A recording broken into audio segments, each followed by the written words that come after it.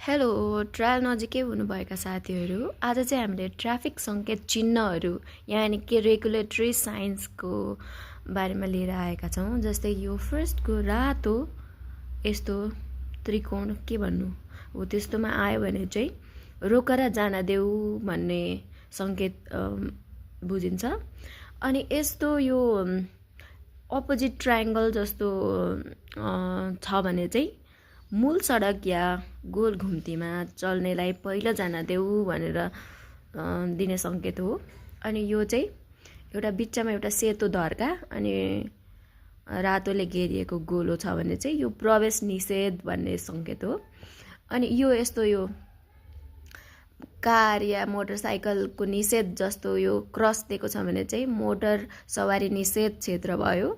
अनि यो स्टप लेखेको यस्तो यो कालो अनि रातो गोलो घेराले घेरिएको छ भने चाहिँ यो चाहिँ रोक हेर र जाऊ, रोक्ने हेर्ने र जाने। अनि यो भनेको चाहिँ रोक्ने र जान दिने, पुरै रातो छ भने चाहिँ। अनि यहाँ चाहिँ गोलो घेरामा मात्र रातो अनि एउटा कालो ड्यास छ भने चाहिँ हामीले रोक्ने हेर्ने र जान दिने।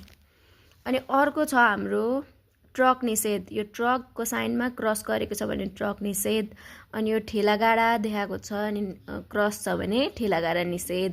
अनि यहाँनिर मान्छे अनि क्रस छ भने पैदल यात्रीहरू निषेध। अनि यो बेलगाडा अनि निषेध छ भने चाहिँ बेलगाडा निषेध भयो, बेलगाडा र क्रस दिएको छ भने।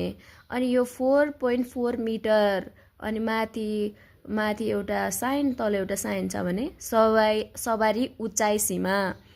अब यो यसो हेर्दाखेरि पनि उचाइ जस्तो देखिन्छ नि, यतिदेखि यतिसम्म भनेपछि यो सवारी उचाइ सीमा भयो। अनि यो साइडमा दिएको छ भने सवारी चौडाइ सीमा 1.8 मिटर अनि साइडमा चाहिँ चौडाइ। अनि यो माथि छ भने चाहिँ उचाइ। अनि यस्तो साइडमा 10 मिटर दिएको छ भने सवारी लम्बाइ सीमा।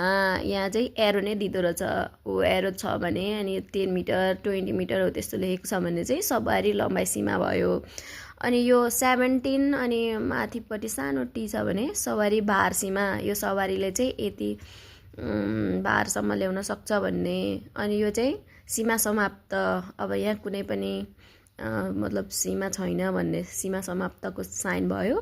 अनि यो चाहिँ एक्सल भार सीमा, यो 40 अनि यो यस्तो डम्बेल जस्तो साइन दिएको छ भने चाहिँ एक्सेलरेटरको भार सीमा भयो। अनि यो त थाहा भएकै कुरा हो, नो पार्किङ।